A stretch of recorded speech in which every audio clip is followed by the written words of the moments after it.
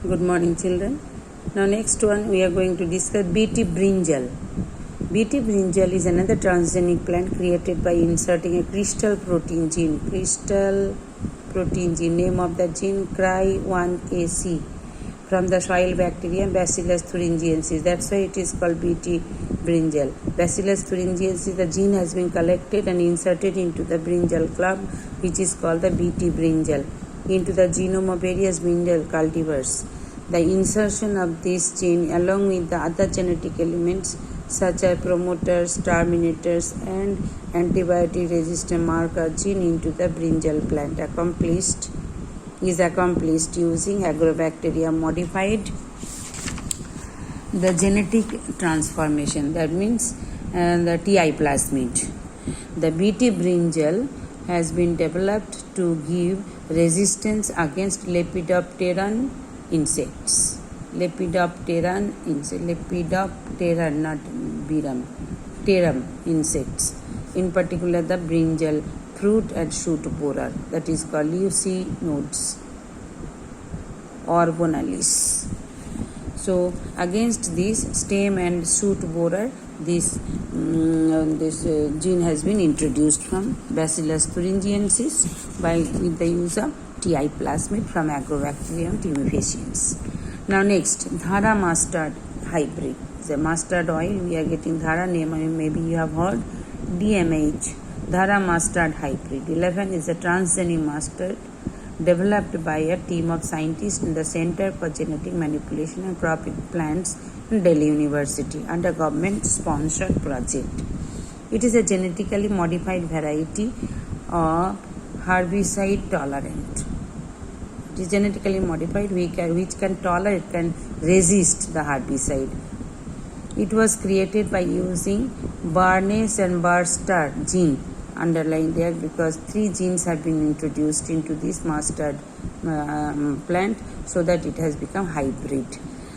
That is called Barnes and Barster technology for genetic modification by adding genes from soil bacterium that makes mustard a self-pollinating plant.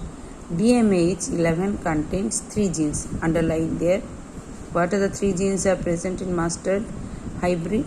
DMH11, the bar gene, Barnes and Barster, sourced from soil bacterium. The bar gene had made plant resistant to herbicide named Basta. So herbicide resistant plant has been developed by introducing the gene with the help of recombinant DNA technology. Next one is virus resistance. Many plants are affected by virus attack, resulting in series loss in yield and even death.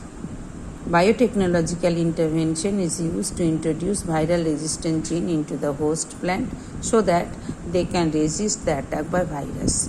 This is by introducing genes that produce resistant enzymes which can deactivate viral DNA.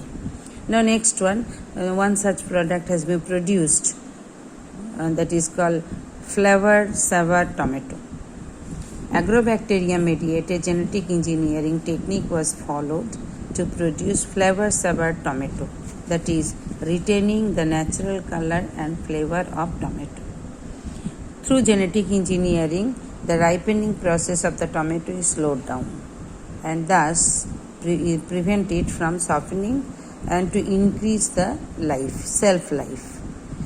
The tomato was made more resistant to rotting by Agrobacterium mediated gene transfer. What is the name of that gene has been transferred, which is called the introducing an antisense gene, underlined there, which interferes with the production of the enzyme polygalacturonase. This enzyme is responsible for softening of the skin of tomato and which is responsible for which help in the delaying of the ripening process of tomato, which help in delaying of the ripening process of tomato, so that if ripening is delayed at the time of transport and storage also, the wastage of the fruit also can be reduced. That is the advantage. So that the antisense gene has been introduced with the help of Agrobacterium tumefaciens to the tomato plant to produce that enzyme polygalacturonase, which is responsible for delaying of the ripening process. Advantage is, whenever delaying will be taking place, in that case the storage food also, wasting of the storage food can be reduced, and the transport, at the time of transport also, the wasting of the food can be reduced. Now next one is golden rice. It is called biofortification. What do you mean by biofortification? Now the process of improvement of nutrient content in the food material is called biofortification. Once nutrient content, I told. One such example has been given, which is called the golden rice. This golden rice is a variety of Oryza sativa produced through genetic engineering of biosynthesized beta carotene. This nutrient content had been introduced. Beta carotene, a precursor of vitamin A, so that if the people are taking only rice also, they will be not suffering from vitamin A deficiency problems, health problems. So that by genetic manipulation, the beta carotene gene has been introduced into the rice plant. Edible part of rice developed by Ingo Potricas and his group. The aim is to produce fortified nutrient-rich food to be grown and consumed in areas with shortage of dietary vitamin A. If the people are not getting the vitamin A, means fruits, ripened fruits to be eaten, then only vitamin A deficiency can be reduced. But people, those who are not able to buy this fruit, they can eat rice, and that rice can fulfill the requirement of vitamin A. Golden rice differs from its parental form, that is parental rice or Oryza sativa, by addition of 3 beta carotene biosynthesis genes. What are the 3 beta carotene synthesis genes? That is marked there, 3 marks. PSY. What is the full form? No, phytoin synthase. Phytoin synthase, P for phytoin, S for synthase, from daffodil plant. Scientific name of the daffodil plant is Narcissus pseudonarcissus.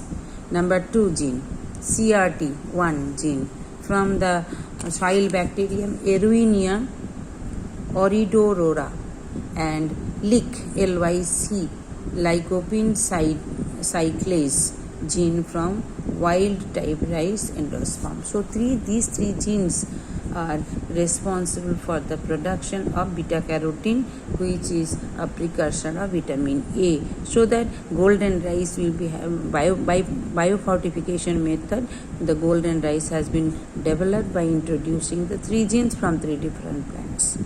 The endosperm of normal rice does not contain beta carotene. Golden rice has been genetically modified or altered so that endosperm now accumulates beta carotene.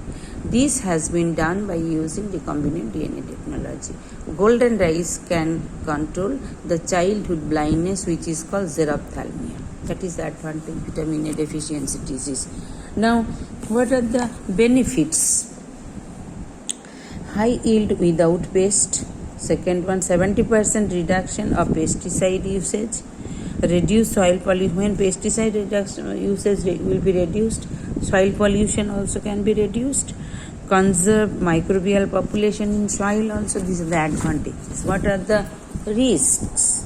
Risks affect the human health will be affected. They affect liver, kidney function and cancer, hormonal imbalance and physical disorder. Next one, anaphylactic shock, sudden hypersensitive reaction and allergies, adverse effect in immune system because of bacterial protein. Next one, loss of viability of seeds seen in terminators, seed technology of GM crops. So these are the disadvantages. This means disadvantages. Next one, polyhydroxybutyrate. PHB, polyhydroxybutyrate. Synthetic polymers, and we know polyhydroxybutyrate is nothing but the biodegradable polythene paper can be produced from the plants. Synthetic polymers are non-biodegradable, pollute the soil, and when burnt add dioxin, which is considered as the cancerous agent. Cause environment, when burnt add dioxin in the environment which cause cancer. Underline there what is the name of the chemical which is produced by the burning of polythene and which is causing cancer. So efforts were taken to provide an alternate eco-friendly biopolymers. Polyhydroxyalkanoates PHAs and polyhydroxybutyrate PHB, a group of degradable biopolymers which have several medical applications such as drug delivery, scaffold support material, and heart valves.